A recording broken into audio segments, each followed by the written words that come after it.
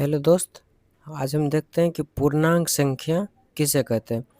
बिल्कुल आसान सी भाषा में लिखेंगे, जो एक बार आप देखिएगा आपको याद हो जाएगा। ज़्यादा इसमें तामझाम करने की ज़रूरत नहीं है, बिल्कुल एक लाइन में याद हो जाएगा। बिल्कुल जितना काम का है सिर्फ उतना ही लिखेंगे।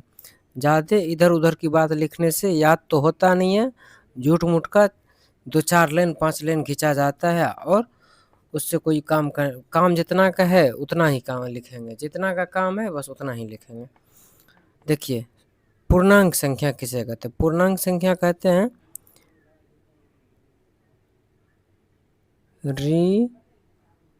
ऋणात्मक शून्य शून्य तथा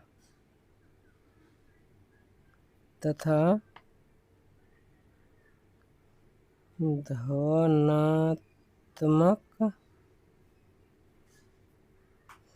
ऋणात्मक शून्य तथा धनात्मक संख्या को पूर्णांक संख्या कहते हैं। पूर्णांक संख्या कहते हैं। बस एक लाइन में लिख दिए हैं। एक लाइन में आपको समझ में आ गया होगा।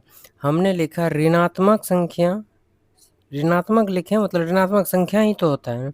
ऋणात्मक शून्य तथा धनात्मक संख्या एक जगह यहाँ पे लगा दिया, इसका मतलब हर जगह संख्या लगाने की जरूरत नहीं है।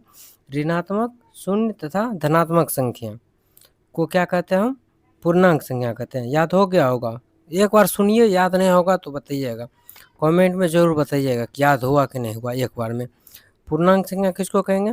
ऋणात्मक शून्य तथा धनात्मक, बस इतने ठो बोलना। ऋणात्मक शून्य तथा धनात्मक संख्या को पूर्णांक संख्या कहते हैं। आपको एग्जाम्पल से और अच्छा से समझ में आएगा। जैसे देखिए, जैसे में डैश डैश डैश, इधर इन्फिनिटी का चिन्ह मतलब अनंत तक, -3, -2, -1, फिर 0, 1, 2, 3, 4 डैश डैश इन्फिनिटी, यानी आधी लगाइए इन्फिनिटी लगाइए, कोई बात नहीं है, एक ही चीज़ है। यानी कि अनंत तक। प्लस में भी ये अनंत तक जाएगा, माइनस में भी ये अनंत तक जाएगा, बीच में 0 रहता है। हम तो यही लिखे हैं ना कि ऋणात्मक शून्य तथा धनात्मक, बस इतना ही बोलना है।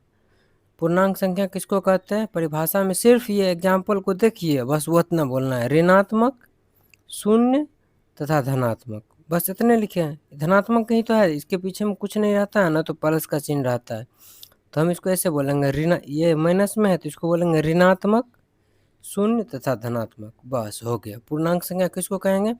ऋणात्मक शून्य तथा धनात्मक संख्या को पूर्णांक संख्या कहेंगे। याद हो गया होगा, निश्चित याद हो गया होगा।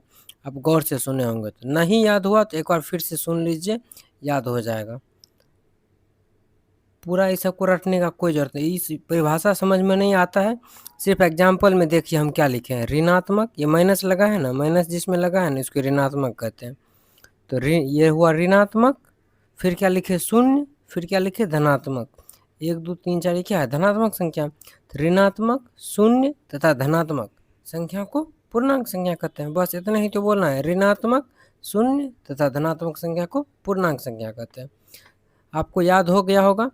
चैनल को सब्सक्राइब कर लें। अगला परिमेय संख्या का वीडियो हम बहुत जल्दी आपके लिए यहाँ पे ला रहे हैं। चैनल को थोड़ा सा सब्सक्राइब कर लीजिए मेरे दोस्त। आज के लिए इतना ही।